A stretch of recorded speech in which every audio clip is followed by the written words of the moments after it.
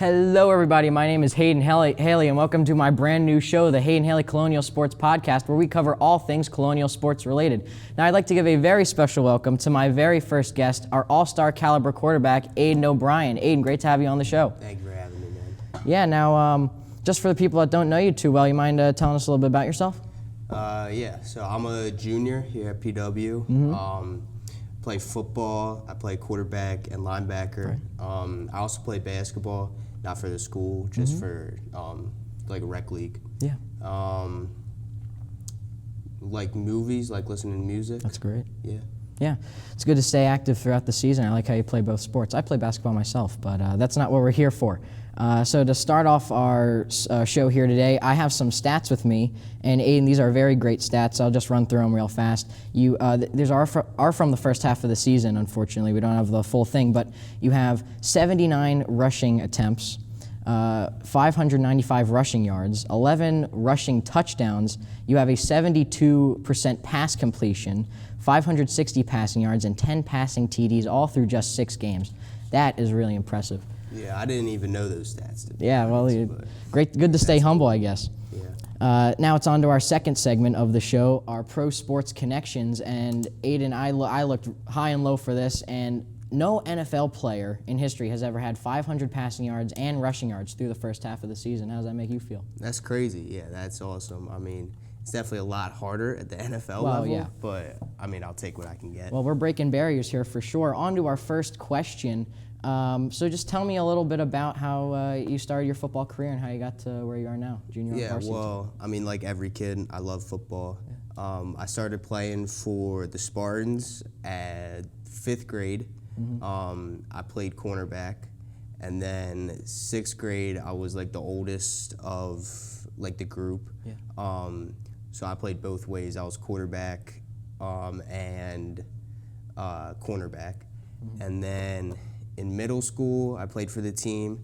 I was running back in 7th grade, and then switched back to quarterback in 8th grade.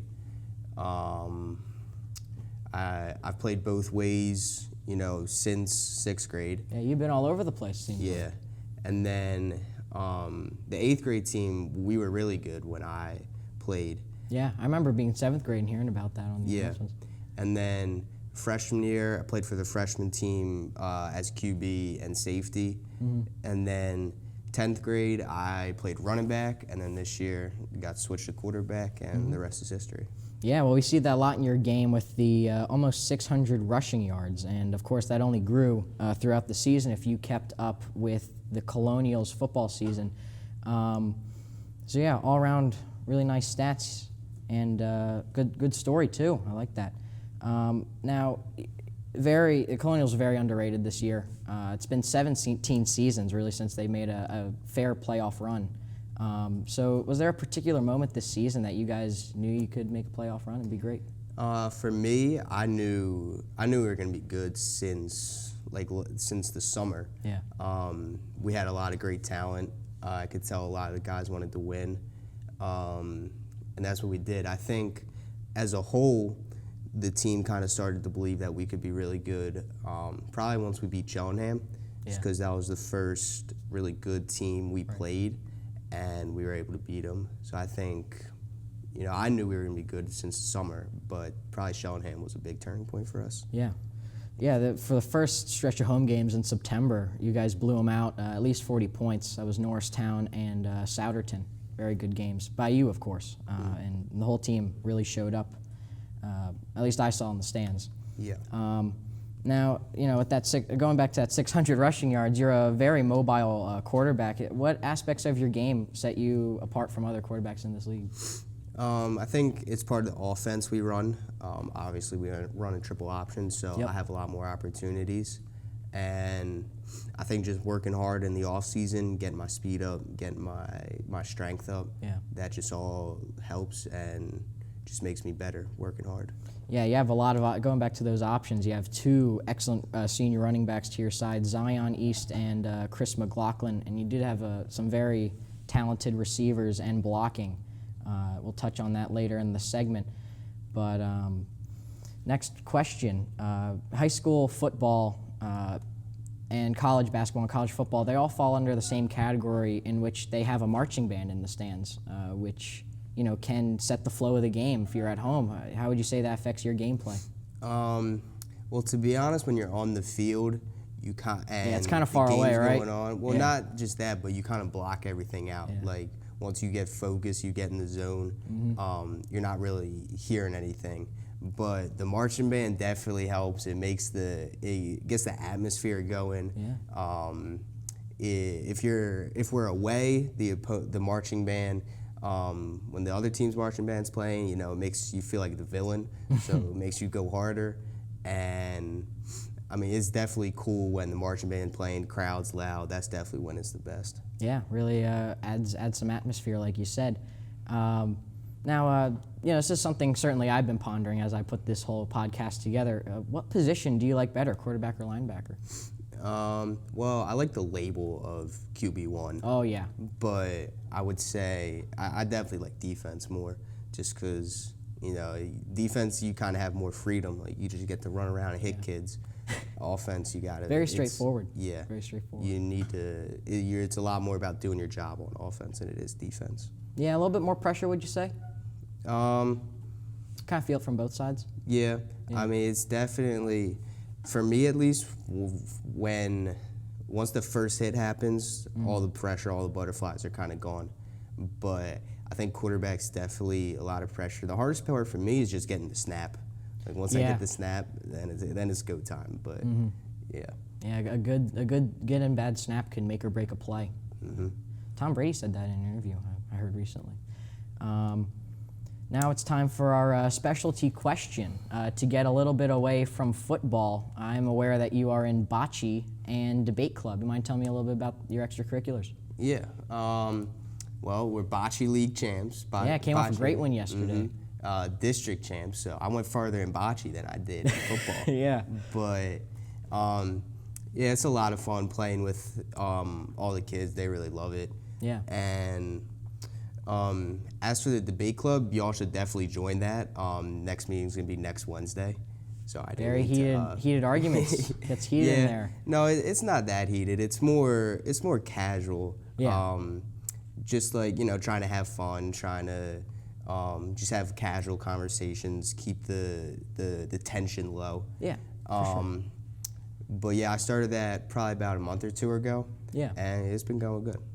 Yeah, now just about the debate club, do you compete with that? I know some schools take it more seriously than others. Is this more just in school, it kind of debates some topics? Yeah, we have not started competing yet. It is definitely in discussion to get like a debate team and go to different schools. But that's a pretty big process since we'd have to set it up with the athletic director, other schools. We'd have to have like organized practice. But yeah, for now it's just casual stuff, just during bonus block. Yeah, sounds great. Make sure to check out that meeting next Wednesday. So that's great. Now it's time for our final comments, and for this I just want to bring up some key games. Going back to the Cheltenham game, which was a great one to watch. If you could you can check that out at Plymouth Whitemarsh High School Sports Live YouTube channel. And the Cheltenham game, that was the homecoming game. So big game right off the bat. And you guys pulled away 21-13, I believe. So you mind walking me through that one? You had some key plays, some missed plays, it seemed like all throughout, up and down game, really. Well, we were coming off the bye week, and this was, like I said before, this was, besides Central Bucks South, was our first real challenge. Yeah. And Taji had the pick six, which was a big moment. Got the momentum our way, and I just remember in the third quarter it was like a very heavy defensive battle.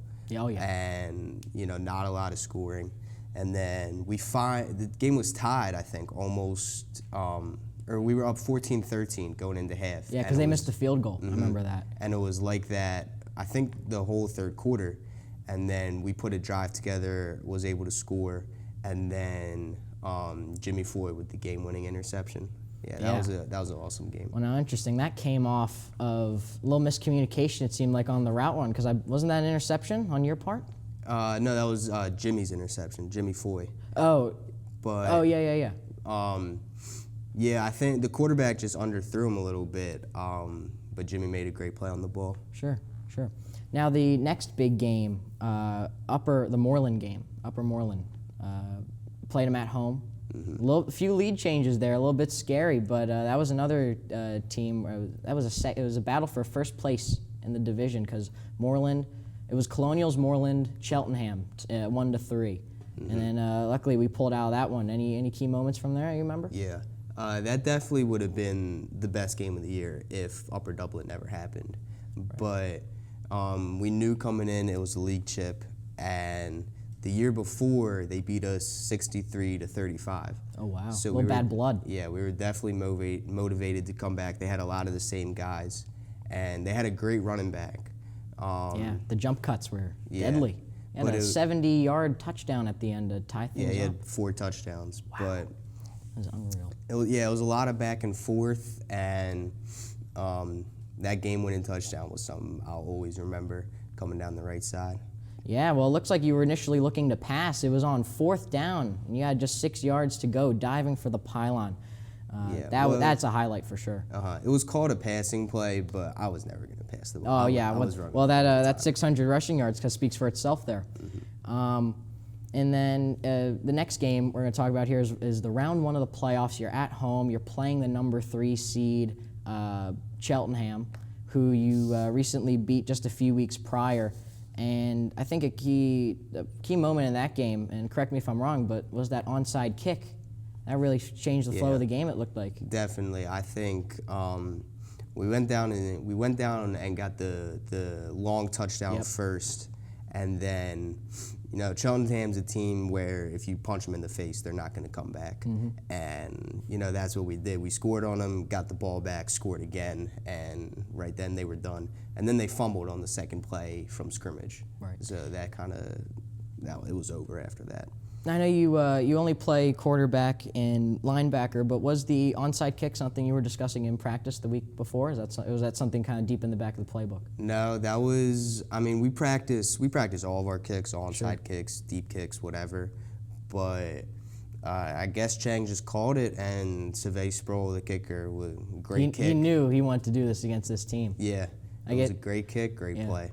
That certainly was not a close game like the last time you played Cheltenham.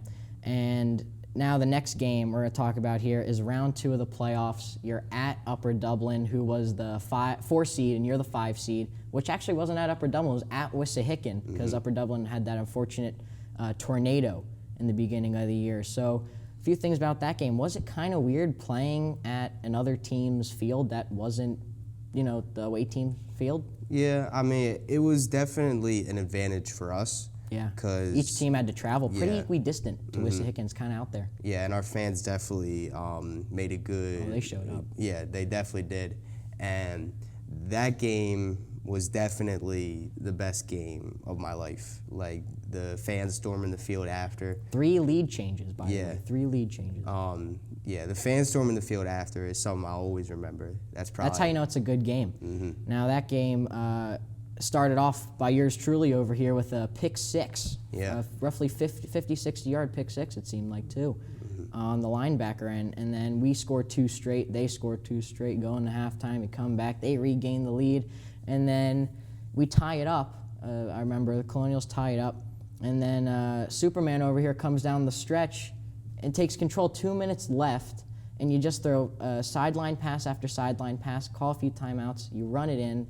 Did you throw it in for a touchdown? And then I know you ran in the 2-point conversion. Yeah, Tommy Haiden ran the touchdown in. And then you run in the 2-point conversion to tie it up. Yeah. So, that 2-minute drill, again, something you kind of work on in practice a lot, too? He seemed very calm, very impressive, too. We work on that somewhat, but we really work on, like, all the plays we ran. Yeah. We worked on it. A little combination of everything, seems like. And, yeah, definitely just the whirl of emotions from being up 2 scores, going down by 8 points, and having to come back with just 2 minutes left. That was definitely just a testament to the team as a whole, not giving up when it seemed like there was nothing left we can do, because all the momentum was against us. Their student section was going crazy. it seemed like there was nothing we could do, but the team definitely pulled it out. That was awesome. Well, you gotta take what the defense gives you in those close game situations there. And the last game we're gonna talk about here, unfortunately, last game of the season for our Colonials was at Bayard Rustin. I was very impressed. They had a very nice stadium. I remember walking in. I don't know how the football team goes in, but I remember that. And then some lead changes in that one. Missed kicks by Rustin. And it just came down to, you had an excellent 15-yard, 4th down run coming up clutch, and looked like just another miscommunication on the receiving end. Yeah, that was definitely a tough game. The offense was, we just weren't doing our thing. They were playing great defense, but good run game too. Yeah, Rustin. That really hurt that we weren't able to run the ball. We had Tommy banged up with some injuries, so that hurt. But yeah, the last play, I mean, it sucks that I didn't get a chance, but yeah, I mean, it is what it is. Well, luckily you're a junior, and you'll hopefully get them next season. Make sure to tune in late August of 2022, where the Colonials will start off their season, coming back, looking to make another playoff run. And I think that will just about wrap things up, folks. Aiden, it was my pleasure again to have you on the show. I know this was something we were looking to put together for a while. Glad we finally got it done. Make sure you tune in next time where I will host Marshall Baker and Angelina Balker. We're going to tackle some Colonials basketball. That'll be a good one. As always, special thanks to Mr. McWilliams and Mr. Cahill for making this possible, and to our fantastic cast and crew here at the CITV Club in Room A3. Have a happy and wholesome day, guys, and I'll see you in school tomorrow.